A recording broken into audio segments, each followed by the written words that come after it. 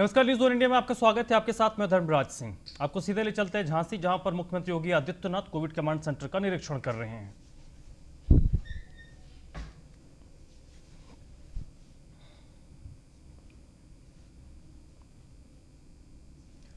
तो इस वक्त जो तस्वीरें आप देख रहे हैं, मुख्यमंत्री योगी आदित्यनाथ झांसी के दौरे पर हैं और लगातार अलग अलग जिलों के दौरे पर मुख्यमंत्री योगी आदित्यनाथ पिछले 15-20 दिनों से नजर आ रहे हैं और आज भी वो कोविड कमांड सेंटर का निरीक्षण कर रहे हैं झांसी में। आज झांसी जिले में कोविड कमांड सेंटर की स्थिति को देख रहे हैं। ये देखिए, आइसोलेशन सेंटर है ये।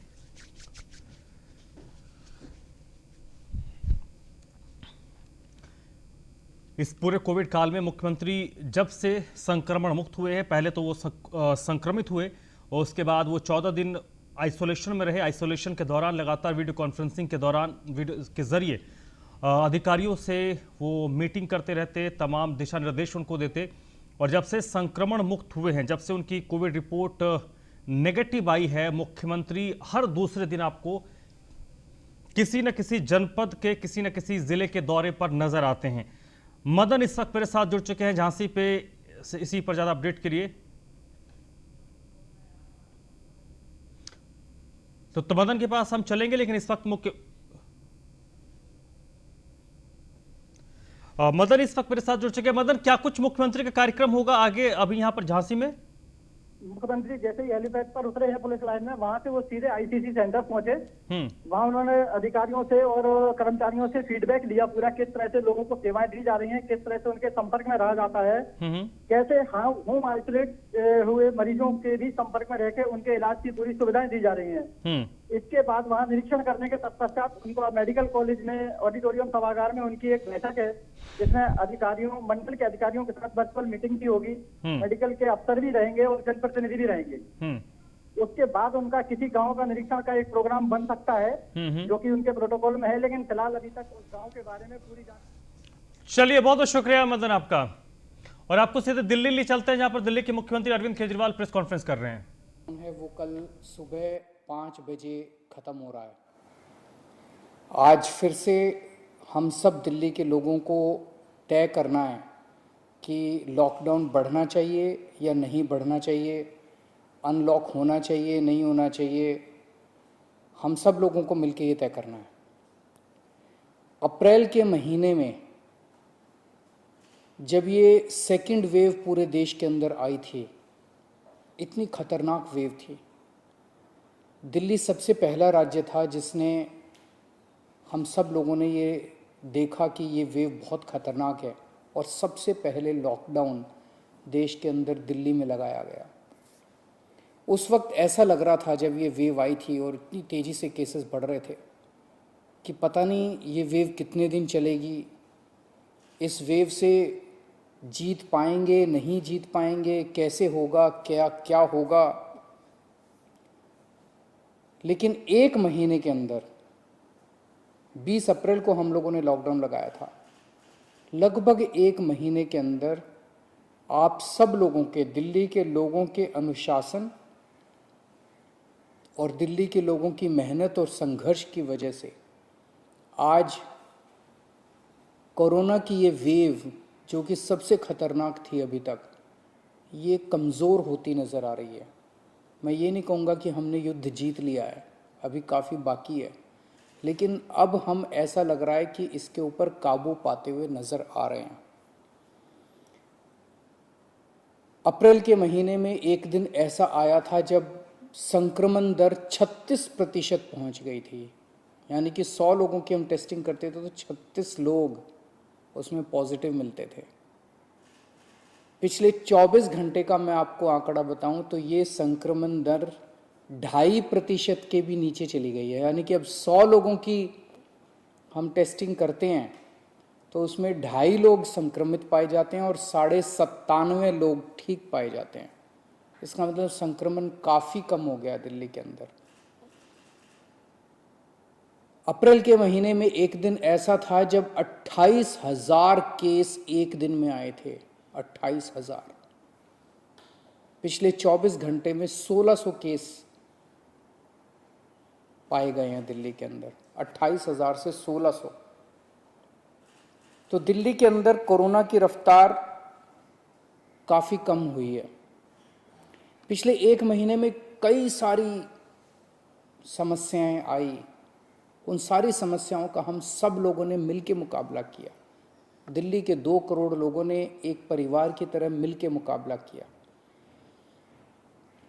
खासकर ऑक्सीजन की बहुत बड़ी समस्या आई थी, लेकिन सब ने मिलके, इसमें सबका सहयोग मिला। दिल्ली के लोगों ने, केंद्र सरकार ने, सुप्रीम कोर्ट ने, दिल्ली हाई कोर्ट ने, सब ने सहयोग किया और ऑक्सीजन की समस्या का भी समाधान निकला।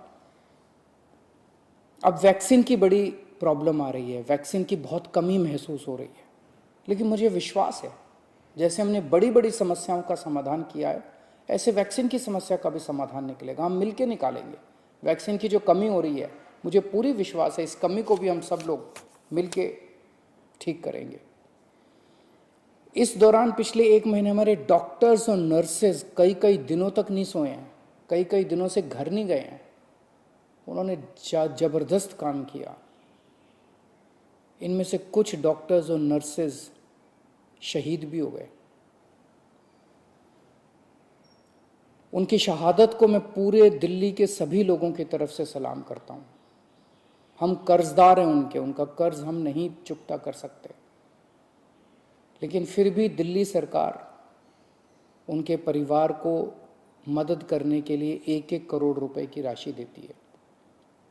आप लोग देख रहे होंगे, मैं रोज़ किसी ना किसी के घर जाता हूँ, ऐसे किसी व्यक्ति, ऐसे किसी डॉक्टर, नर्स या ऐसे किसी के घर जो शहीद हो गए, उनके परिवार को मैं खुद जाके मिलता हूँ और उनको 1-1 करोड़ की राशि दे के आता हूँ। तो युद्ध अभी बाकी है, अभी पूरा नहीं हुआ है और अभी भी 1000 से ज़्यादा केस आ रहे हैं। तो पिछले 24 घंटों में मैंने खूब लोगों से पूछा क्या करना चाहिए। जो भी निर्णय होगा हम मिलके लेंगे, दिल्ली के लोग मिलके निर्णय लेंगे।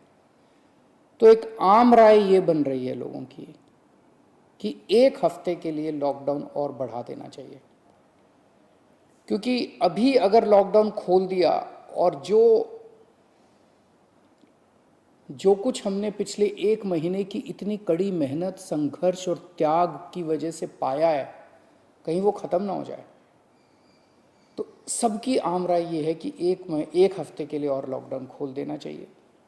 तो दिल्ली सरकार ने ये निर्णय लिया है कि 1 हफ्ते के लिए लॉकडाउन और बढ़ाया जा। अगले सोमवार 31 तारीख की सुबह 5 बजे तक के लिए लॉकडाउन बढ़ाया जा रहा है। अगर केसेस के घटने का सिलसिला इसी तरह से जारी रहा अगले 1 हफ्ते भी, मेरा आप सब लोगों से अपील है, निवेदन है, जैसे आपने अभी तक सहयोग किया, आपने अभी तक कठोर अनुशासन का पालन किया, लॉकडाउन को फॉलो किया, इसी तरह से आप आगे भी जारी रखेंगे, कोरोना के नियमों को आगे भी फॉलो करेंगे।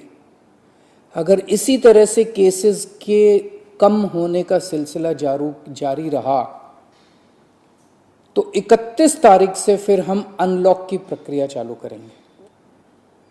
एकदम से अनलॉक करना ठीक नहीं रहेगा, तो वो भी धीरे धीरे कुछ गतिविधियों को 31 तारीख से फिर हम खोलना चालू करेंगे।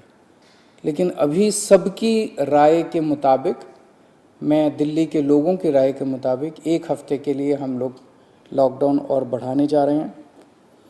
इस वक्त हमारी सबसे टॉप प्रायोरिटी है कि किस तरह से दिल्ली के 2 करोड़ लोगों को वैक्सीन जल्द से जल्द लगाई जा सके।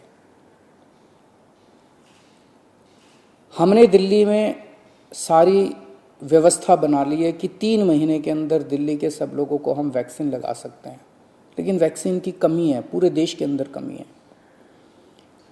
कहा जा रहा है कि तीसरी वेव आएगी।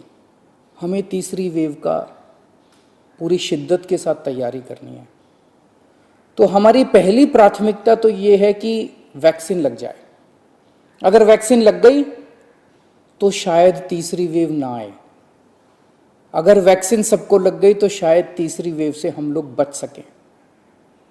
तो एक तरफ तो हम सबको वैक्सीन लगाने की तैयारी कर रहे हैं, जल्द से जल्द लगाने की तैयारी कर रहे हैं, सबके सामने कोशिश कर रहे हैं कि जहाँ से भी हो सके, केंद्र सरकार से, दूसरी कंपनियों से भी, सबसे मैं खुद बात कर रहा हूँ, जितनी विदेशी कंपनियाँ हों चाहे भारत की कंपनियाँ हों, कि कैसे हम ज़्यादा से ज़्यादा वैक्सीन लगा सकें।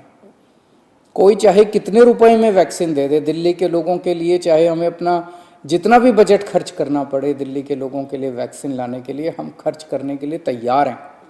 कहीं से दिल्ली के लोगों के लिए, अपने लोगों के लिए वैक्सीन मिल जाए।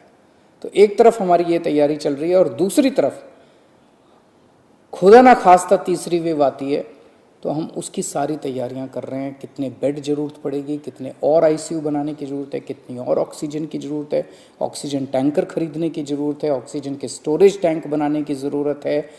ये सब तैयारियां वो भी साथ साथ चल रही है। लेकिन भगवान ना करे कोई तीसरी वेव आए, भगवान करे कि सब लोग सुख शांति और स्वस्थ रहें। नमस्कार। यही है कि दिल्ली में 31 मई तक लॉकडाउन को एक्सटेंड कर दिया गया है, बढ़ा दिया गया है।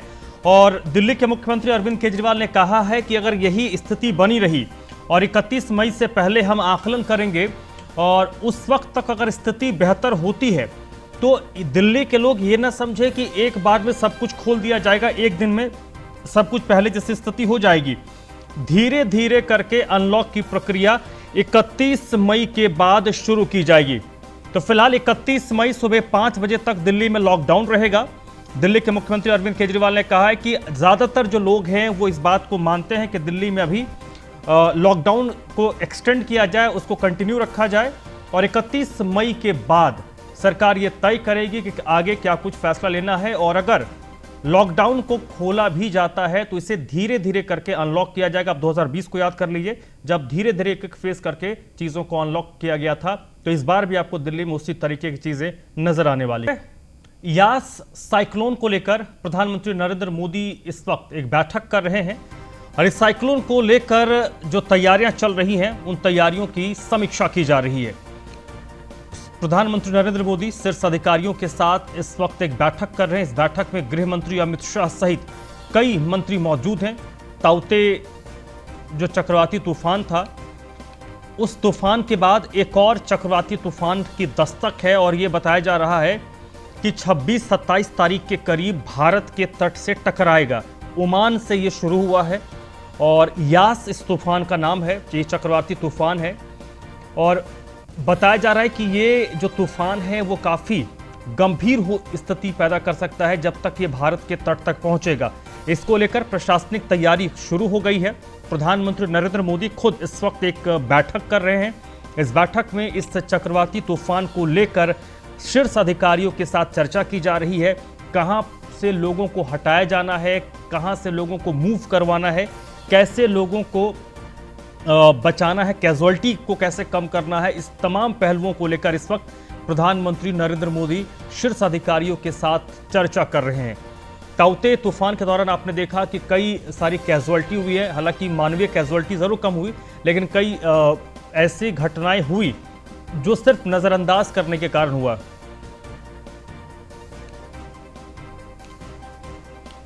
तो ताउते के बाद एक और चक्रवाती तूफान दस्तक देने वाला है, यास। ये चक्रवाती तूफान है और ये बे ऑफ बंगाल यानी बंगाल की खाड़ी में, बंगाल की खाड़ी के अगर नक्शे को देखें 24 मई को माना जा रहा है, 24-25 मई तक ये भारत के करीब पहुंचेगा। 26 मई को उड़ीसा और पश्चिम बंगाल के तट पर ये दस्तक देने वाला है। तूफान से निपटने की पूरी तैयारी इस वक्त की जा रही है। नौसेना को तैनात कर दिया गया है, 4 युद्धपोत तैनात किए गए हैं। बाढ़ राहत और बचाव के लिए 8 टीमें उड़ीसा और पश्चिम बंगाल की रवाना कर दिया गया है। गोताखोरों की भी 4 टीमें इन इलाकों में रवाना की गई हैं।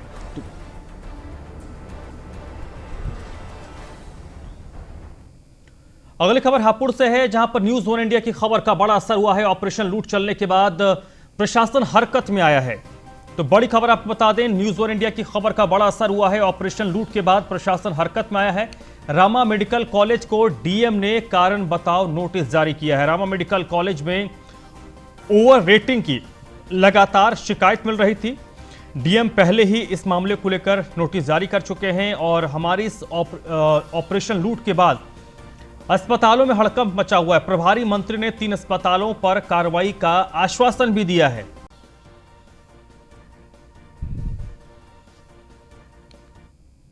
लिया जा रहा है, अस्पतालों के द्वारा ज्यादा शुल्क लिया जा रहा है।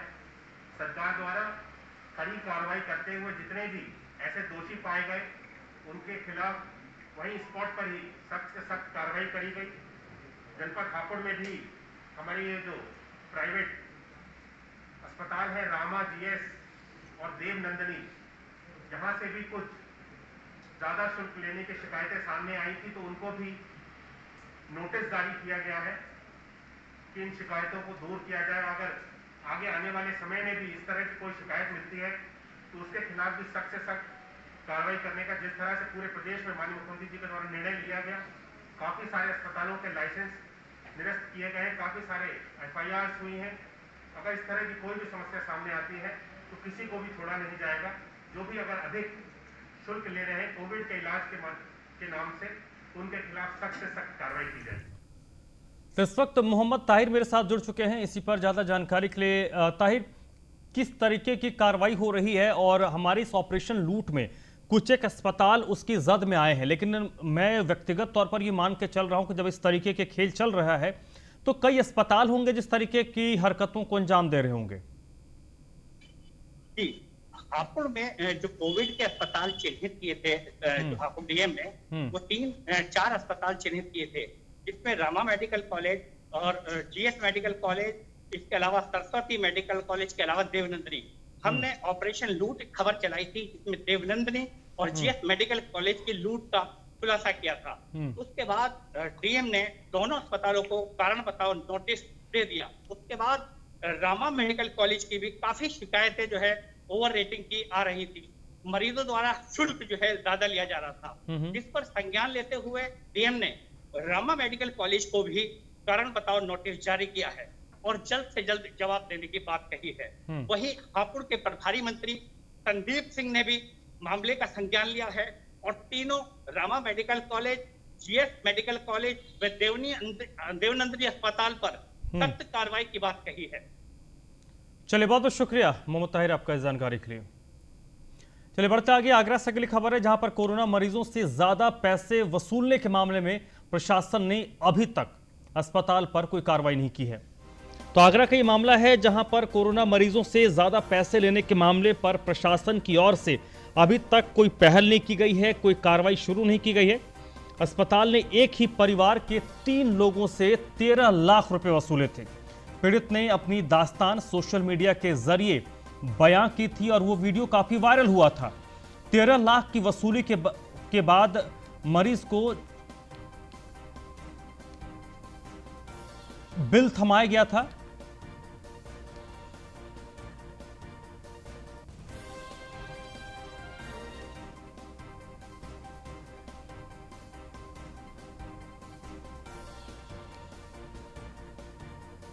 फिलहाल मामला तूल पकड़ने के बाद प्रशासन ने 4 लाख रुपए वापस करवा दिए। जिलाधिकारी आगरा के द्वारा कमेटी गठित करके जांच के आदेश दे दिए गए हैं। गठित कमेटी ने अस्पताल को दोषी पाए जाने पर भी कोई कार्रवाई नहीं की। पीड़ित आकाश गर्ग कमेटी के फैसले से संतुष्ट नहीं है। पीड़ित का आरोप है कि प्रशासन ने दबाव बनाकर समझौते का प्रयास किया है।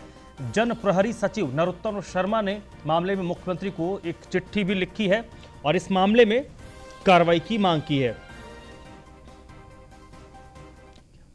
से अभी जाना जाता है, MG रोड पर है, उसमें एडमिट थे और उसमें मैं, मेरी सिस्टर, मेरी माता जी 3 जने एडमिट थे, जिसका तीनों लोगों का टोटल बिल 13 लाख रुपए, जिसमें केवल मेरी माता जी का बिल 7,80,000 रुपये के आसपास का है। जी, कितना पैसा लिया उन्होंने और कितना वापस हुआ आपका पैसा? उन्होंने माता जी का 7,80,000 रुपये लगभग लिया था, जिसमें से 4 लाख रुपये मुझे वापस किए गए। अधिकारियों द्वारा क्या क्या जानकारी हासिल की गई आपसे? अधिकारियों द्वारा सारे कागज मेरे से प्रस्तुत कराए गए थे। सारी चीज़ें पेंड में ग्रीवेंस ऑफिस है नगर निगम में, वहाँ मैंने सारी शिकायतें करी थी। वहाँ मिस्टर मनीष जी थे और आशीष शर्मा जी थे जिन्होंने मेरी काफ़ी हेल्प करी और जिला अधिकारी साहब के द्वारा वहाँ पर लेटर तक भिजवाया गया। जो CMO ऑफिस है आपका पागल खाने के पास में, वहाँ पे जाने के बाद उन लोगों ने सारी शिकायतों पर सारे कागज इकट्ठे करने के कमेटी बाद द्वारा जो कार्रवाई की गई है उससे आप कितना संतुष्ट हैं? सर संतुष्ट तो इसलिए होना पड़ेगा कि भाई कभी भी कार्रवाई से मेरी माता ही तो नहीं लौटेंगी जो नहीं भाई, ऐसी बात नहीं है। कृष्णा त्यागी इस वक्त मेरे साथ जुड़ चुके हैं। इसी पर ज्यादा जानकारी के साथ कृष्णा, पहले तो अस्पताल ने एक करतूत को अंजाम दिया, अब पीड़ित ये कह रहा है कि उन पर दबाव बनाकर प्रशासन ने समझौता करवाया है। ये एक और संगीन मामला है। आखिरकार ये क्या रिश्ता है अस्पताल और जो भी जांच अधिकारी उनके बीच? बिल्कुल धर्मराज जी, मैं आपको बता दूं, यह मामला आगरा के राम रघु हॉस्पिटल का है, जहां पर पीड़ित परिवार उसके परिजन 3 लोग उसमें एडमिट थे। आकाश गर्ग, उसकी सिस्टर, उसकी माँ, 3 लोग उनके इलाज के लिए करीब 13 लाख रुपए का बिल थमाया गया था। जब आकाश गर्ग ने पूरे मामले को सोशल मीडिया पर वायरल किया तो प्रशासन ने आनंद फानन में उन लोगों को बुलाकर 4 लाख रुपए वापस जरूर कराए। और आकाश गर्ग से जब बातचीत की तो उन्होंने बताया 4,29,000 रुपए का बिल था, उसके एवज में 4 लाख रुपए की वापसी कराई गई है। लेकिन आकाश गर्ग पूरी कार्रवाई से संतुष्ट नहीं है। आकाश गर्ग का कहना यह है कि प्रशासन द्वारा मामले में दबाव बनाया गया, उसके परिजनों, उनके रिश्तेदारों द्वारा दबाव बनाया गया। जब इस मामले की जनप्रहरी सचिव नरोत्तम शर्मा जी ने पहल की तो उन्होंने मुख्यमंत्री और सचिव आयोग और जिलाधिकारी आगरा को पत्र लिखकर कार्रवाई की मांग की गई है। और वहीं प्रशासन इस पूरे मामले में मौन धारण किए हुए है, कोई भी कार्रवाई करने में सक्षम नहीं दिख रहा है। तो सबसे बड़ा सवाल यह है कि आखिरकार इतने नामचीन ऐसे रसूखदार हॉस्पिटल पर प्रशासन कार्रवाई क्यों करना नहीं चाहता है। मामला जब सामने आने के बाद जब 4 लाख रुपए की वापसी हुई तो प्रशासन उसके खिलाफ बड़ी कार्रवाई करने से क्यों अछूता नजर आ रहा है? जी। और इस मामले में क्या आपको कोई कार्रवाई नजर आ रही है कि आपको लग रहा है कि इस मामले में कुछ गंभीरता दिख रही है? क्योंकि ये तो एक मामला सामने आया जिसमें कंप्लेंट हो गई, वीडियो आया, वीडियो वायरल हो गया तो इस पर जांच हुई। अस्पताल तो ऐसी चीजें पहले भी करता होगा। बिल्कुल धर्मराज जी, इस हॉस्पिटल के कई ऐसे मामले भी सामने आ रहे हैं कि कई 5-6 लोगों के फोन भी आए हैं, उनसे भी वसूली, किसी से 5,17,000 रुपए की वसूली हुई है तो किसी से 8 लाख रुपए की वसूली हुई है। कई मामले और भी सामने आए। यदि प्रशासन इस पूरे मामले की सही तरीके से जांच करे तो लाखों रुपए के गबन के मामले सामने आ सकते हैं। इस मामले में जनप्रहरी सचिव नरोत्तम शर्मा जी ने एडीएम सिटी से बातचीत की तो उनका रवैया बिल्कुल ठीक तरीके से नहीं दिखाई दिया। और ये कहते हुए नजर भी आए एडीएम सिटी की आप कौन होते हैं इस मामले में पूछने वाले। सीधी बात ये की जाए तो प्रशासन पूरे मामले में बिल्कुल तानाशाही रवैया अपनाने के लिए दिखाई दे रहा है और कोई कार्रवाई करने से अछूता नजर आ रहा है। तो सीधे सी बात यह है कि ऐसे रसूखदार हॉस्पिटल पर प्रशासन के साथ सरकार को भी सोचना चाहिए और बड़ी कार्रवाई करनी चाहिए, जिससे कि मरीजों से जो लूट हुई है। चलिए कृष्णा, बहुत बहुत शुक्रिया आपका इस पूरी जानकारी के लिए। इस बुलेटिन में फिलहाल इतना ही।